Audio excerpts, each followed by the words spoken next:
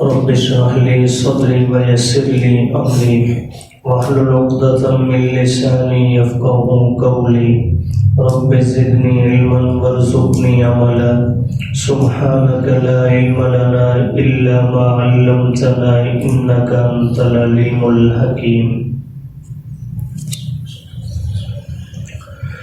لقد رضي الله عن المؤمنين، البتہ تحقیق اللہ راضی ہو گئے ایمان والوں سے، اذ یبایعونک جب وہ بیعت کر رہے تھے آپ علیہ السلام کے ہاتھ پر، تحت الشجرۃ درخت کے نیچے، فعلم ما فی قلوبہم پس اللہ کو معلوم تھا جو ان کے دلوں میں ہے، فانزل السکینۃ علیہم پس اللہ نے نازل کیا اطمینان ان پر، وَأَصَابَهُمْ فَتْحًا قَرِيبًا اور بدلہ دیا انہیں فتح قریب کے ساتھ، وَمَغَانِمَ كَثِيرَةً اور بہت ساری غنیمت بھی، يَأْخُذُونَهَا جسے وہ حاصل کریں گے،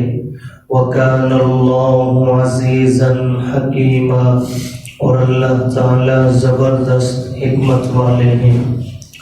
وعدکم اللہ اللہ نے وعدہ فرمایا تم سے، مغانم کثیرۃ بہت ساری غنیمتوں کا، تأخذونہا جنہیں تم حاصل کرو گے، فعجل لکم ہذہ پس اللہ نے جلدی کی یہ تمہارے لیے، وکف ایدی الناس عنکم اور روک دیا لوگوں کے ہاتھوں کو تم سے، وَلِتَكُونَ آیَةً لِلْمُؤْمِنِينَ اور تاکہ یہ نشانی بن جائے ایمان والوں کے لیے، وَيَهْدِيَكُمْ صِرَاطًا مُسْتَقِيمًا اور وہ رہنمائی کرتا ہے تمہاری سیدھے راستہ کی طرف.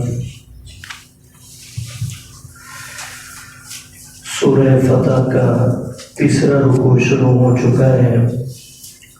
ماقبل کے دو رکوعوں میں صلح حدیبیہ کا ذکر بھی اجمالاً آ چکا ہے، اور اس ضمن میں اللہ پاک نے نبی کریم صلی اللہ علیہ وسلم اور صحابہ کرام کو بظاہر جو عمرہ کے ادا نہ کرنے پر اور مسلمانوں کے حق میں قدرے کمزور شرائط پر صلح کرنے پر جو غم تھا، اللہ نے اس پر تسلی بھی ارشاد فرمائی، اور پھر منافقین کی مذمت بیان فرمائی کہ انہوں نے اس موقع پر نبی کریم صلی اللہ علیہ وسلم کے ہمراہ جانے سے بہانے بنا کر اس لیے پیچھے رہ گئے کہ خدا نخواستہ جنگ کی نوبت آ گئی، اہل مکہ نے قتل و قتال کیا تو یہ مسلمان زندہ نہیں لوٹیں گے، تو ہم خواہ میں اپنے آپ کو ہلاکت میں نہ ڈالیں، بہتر یہی ہے پیچھے رہ جائیں. تو بہانہ بنا کر وہ رہ گئے، لیکن زندگی موت کے فیصلے رب نے فرمانے ہیں.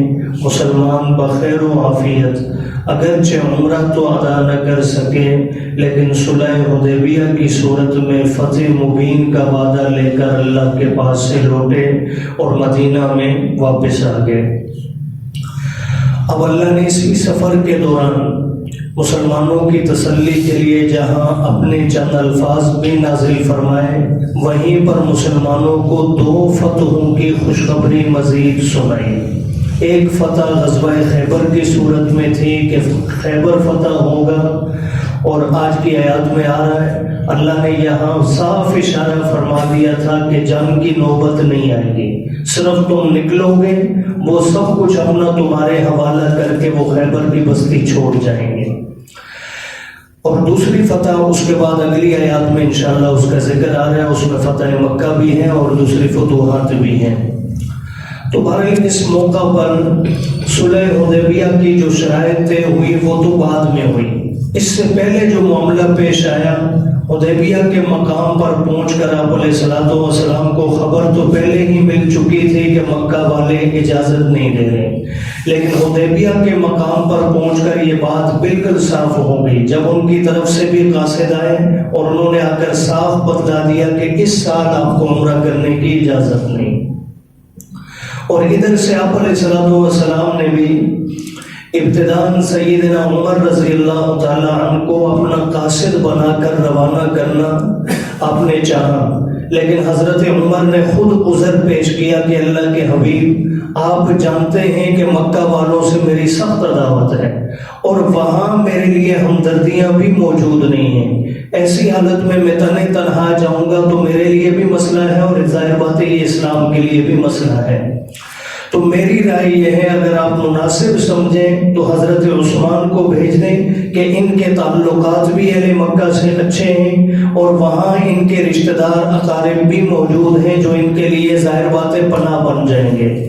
تو حضور علیہ السلام نے اس رائے کو پسند فرمایا، جناب عثمان کو قاصد بنا کر بھیجا گیا۔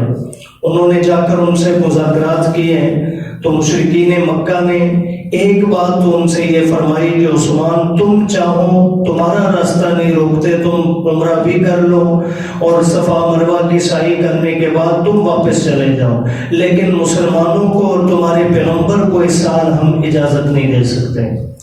اب حضرت عثمان نے اس موقع پر بھی فرمایا یہ ہو ہی نہیں سکتا کہ میں حضور کے بغیر اور صحابہ کے بغیر اکیلا عمرہ کر لوں، یہ مجھے گوارا نہیں۔ اسی دوران ایک خبر مشہور ہوئی کہ معاذ اللہ حضرت عثمان شہید کر دیے گئے۔ اللہ کے پیارے حبیب صلی اللہ علیہ وسلم کے پاس یہ خبر پہنچی تو آپ علیہ السلام نے حضرت عثمان کا بدلہ لینے کے لیے، اور یہ صرف ذات عثمان کا مسئلہ نہیں تھا، یاد رکھیے یہ صحابی رسول کا مسئلہ تھا، یہ صرف ذات عثمان میں کہ حضور کا ان سے رشتہ بھی ہے، تعلق بھی ہے، دامادی ہے، معاملات ہیں اس لیے حضور نے ایسا قدم اٹھایا، نہیں، ایک صحابی کا مقام بتلانے کے لیے اللہ کے حبیب نے 1400 سے زائد صحابہ سے موت پر بیعت لے لی، دنیا کو مسئلہ سمجھا دیا کہ میرے قدموں میں آ کر بیٹھنے والے صحابہ کی قدر و منزلت حضور کے ہاں بھی اتنی بلند ہے اور اللہ کے ہاں بھی اتنی بلند ہے۔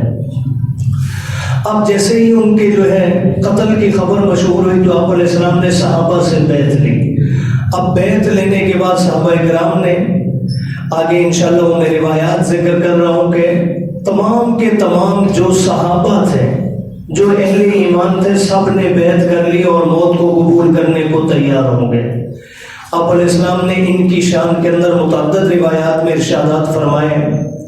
ایک روایت میں آتا ہے آپ علیہ السلام نے اس بیعت رضوان میں شامل ہونے والے تمام صحابہ کے لیے فرمایا انتم خیر اہل الارض، اس وقت روئے زمین پر جتنی انسانیت موجود ہے اور آج کے بعد جو قیامت تک آئیں گے ان سب میں تم سب سے بہتر ہو۔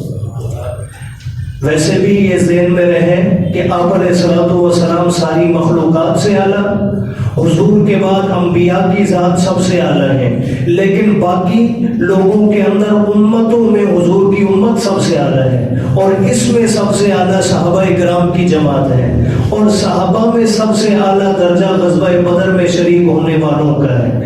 دوسرے نمبر پر روایات میں آتا ہے صلح حدیبیہ میں شریک ہونے والے یہ 1400 سے زائد صحابہ ہیں، ان کا دوسرا درجہ ہے صحابہ کی جماعت کے اندر۔ تو اسی بنیاد پر آپ نے فرمایا تم زمین والوں میں سب سے بہتر ہو۔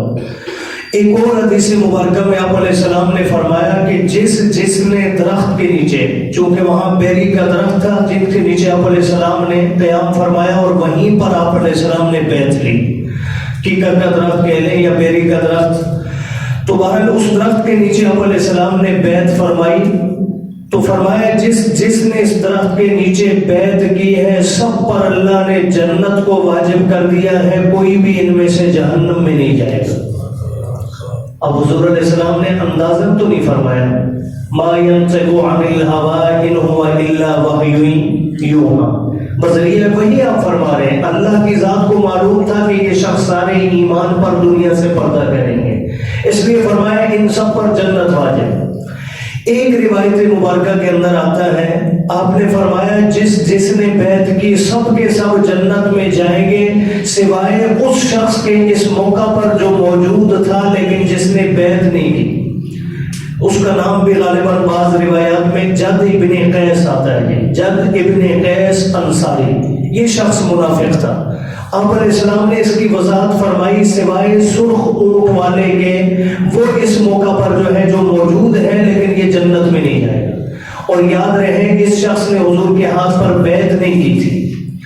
جس وقت حضور صحابہ سے بیعت لے رہے تھے اس وقت اس کا اونٹ گم ہو چکا تھا. یہ اونٹ کی تلاش میں نکلا ہوا تھا. پیچھے سے اللہ کے محبوب نے بیعت لی اور اللہ نے اس کو اس عمل میں شامل ہی نہیں فرمایا. اور یہ منافق تھا.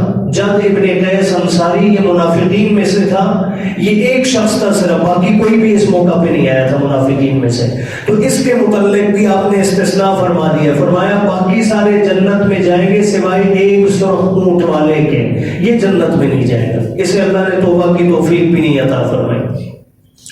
ایک اور روایت یہاں ذہن میں اور رکھ لیں. امام ابو بکر جساس مفسر قرآن ہے, انہوں نے اور بہت سارے اور دوسرے مفسرین نے لکھا ہے 1450 صحابہ کی عظمت تو ان آیات میں ضرور موجود ہے لیکن انہی میں خلفائے راشدین بھی موجود ہیں. اس لیے کہ اس بیت میں ابو بکر بھی بنفس نفیس موجود, حضرت عمر بھی بنفس نفیس موجود, حضرت علی المرتضیٰ بھی بنفس نفیس موجود. چوتھے خلیفہ راشد حضرت عثمان خود موجود نہیں تھے, مکہ میں تھے, لیکن آپ علیہ السلام نے جب سارے صحابہ سے بیعت لے لی تو آخر میں آپ علیہ السلام نے اپنا دست نبوت دوسرے ہاتھ پہ رکھ کر یوں فرمایا کہ یہ میں اپنے عثمان کی طرف سے بیعت کر رہا ہوں. تو حضرت عثمان بھی اس میں موجود ہے. تو چاروں خلفائے راشدین اور تمام کے تمام صحابہ جو اس موقع پر موجود ہیں سب انشاءاللہ جنتی ہیں. اب آیات کا ترجمہ دیکھ لیجئے. فرمایا لقد رضی اللہ عن المؤمنین, تحقیق اللہ راضی ہو گیا ایمان والوں سے. ایک آج ماں باپ اولاد کی ذرا سی کوئی انہوں نے اچھا کام کیا راضی ہو جاتے ہیں, لیکن آنے والے کل میں وہ کیا کریں گے انہیں پتہ نہیں ہوتا. کل وہی اولاد نافرمانی کر دے تو ماں باپ کی رضا ناراضگی میں بدل جاتی ہے, لیکن اللہ کی رضا ایسی نہیں. چونکہ اللہ پاک جیسے کل سے واقف تھے آج سے واقف ہے, ایسے ہی آنے والے کل سے بھی اللہ, جس نے کل کو جا کر کمینگی کرنی ہے اللہ اسے کبھی راضی نہیں ہوتے. یہ ذہن میں رکھیں. تو اللہ کی رضا دائمی ہے. اذ یبایعونک تحت الشجرۃ, فرمایا جب وہ لوگ بیعت کر رہے تھے آپ کے ہاتھ مبارک پر درخت کے نیچے. فعلم ما فی قلوبہم, پس اللہ کو معلوم تھا جو ان کے دلوں میں ہے. اب یہاں بھی اس کا لفظی معنی یہ بنتا ہے اللہ نے جان لیا, لیکن یاد رہے جانتا وہ ہے جو پہلے سے جاننے والا نہ ہو, اور اللہ کی ذات ہمیشہ سے صاحب علم ہے. اس لیے معنی ہم نے کیا جی اللہ کو معلوم تھا جو ان کے دلوں میں ہے. فَأَنزَلَ السَّكِينَةَ عَلَيْهِمْ, تو جب انہوں نے موت کی بیعت کر لی, انہیں تو نہیں معلوم تھا کہ ہم بچ جائیں گے, یعنی اپنی طرف سے تو موت کی بیعت کر چکے ہیں, لیکن بعد میں جب ان شرائط پر صلح کر کے واپس لوٹنا پڑا تو پریشان ہوئے, تو اللہ نے ان کے دلوں پر میں اطمینان نازل کر دیا, سکون ان پر طاری کر دیا. وَأَصَابَهُمْ فَتْحًا قَرِيبًا, اور اللہ نے ان کو بدلہ بھی دیا فتح قریب کی صورت میں. اس سے غزوہ خیبر مراد ہے جو ٹھیک 3 مہینے کے بعد اللہ نے فتح فرما دیا. اور صرف علاقہ فتح نہیں ہوا, فرمایا وَمَغَانِمَ كَثِيرَةً, بہت ساری غنیمت يَأْخُذُونَهَا, جسے حدیبیہ والے لیں گے. صرف خیبر کے موقع پر کسی اور شخص کو اللہ کے حبیب نے شامل نہیں فرمایا, صرف وہی لوگ جو صلح حدیبیہ میں موجود تھے, بیعت رضوان میں شامل تھے اور زندہ تھے, ان سب کو اللہ کے حبیب نے غزوہ خیبر کے مال غنیمت میں شریک فرمایا, چونکہ یہ اللہ کا حکم تھا یأخذونها, کہ یہی بیعت رضوان والے خیبر کی غنیمت لیں گے. وَكَانَ اللَّهُ عَزِيزًا حَكِيمًا, اللہ زبردست ہیں. فرمایا بغیر لڑائی کے کافر کو مغلوب کر کے ان کا مال تمہیں دے رہے ہیں. حکیمہ, لیکن حدیبیہ میں کافروں سے لڑنے کی اجازت نہیں دی, بغیر لڑائی کے واپس کروا دیا کہ اللہ حکیم بھی ہے. وعدکم اللہ مغانم کثیرۃ، اب صحابہ اکرام کو مخاطب کر کے فرمایا اللہ نے تم سے وعدہ فرمایا تھا مغانم کثیرۃ، بہت ساری غنیمت کا، تأخذونہا جسے تم حاصل کرو گے، اور فرمایا فعجل لکم ہذہ، اللہ نے اس فیصلے میں تاخیر بھی نہیں فرمائی، بہت جلدی یہ فیصلہ فرما دیا 3 مہینے کے بعد۔ وکف ایدی الناس عنکم، یہ وہ جملہ ہے جس میں اشارہ تھا کہ کافر تمہارا کچھ نہیں بگاڑ سکیں گے، اللہ نے روک دیا لوگوں کے ہاتھوں کو تم سے، اسی لیے منافقین بھی دوڑ کر آ رہے تھے کہ ہمیں بھی شامل کر لیں، اور اللہ نے یہ بغیر جنگ کے اتنی بڑی فتح دی کیوں؟ فرمایا وَلِتَكُونَ آیَةً لِّلْمُؤْمِنِينَ، تاکہ ایمان والوں کے لیے یہ نشانی بن جائے کہ جو اللہ کے ہو جاتے ہیں اللہ کائنات کو بغیر محنت کے ان کے لیے مسخر فرما دیتے ہیں۔ وَيَهْدِيَكُمْ صِرَاطًا مُسْتَقِيمًا، اور چوتھی بشارت یہ دی، فرمایا کہ صلح حدیبیہ میں اپنی جان کی بیعت کرنے والوں، موت پر بیعت کرنے والوں، اللہ نے ساری زندگی صراط مستقیم پر چلنے کے لیے تمہارا فیصلہ فرما دیا ہے، ہدایت پر اللہ تمہیں جو ہے قائم رکھے گا، سیدھے راستے پر چلاتے ہوئے۔ اللہ پاک دین کی سمجھ اور عمل کی توفیق۔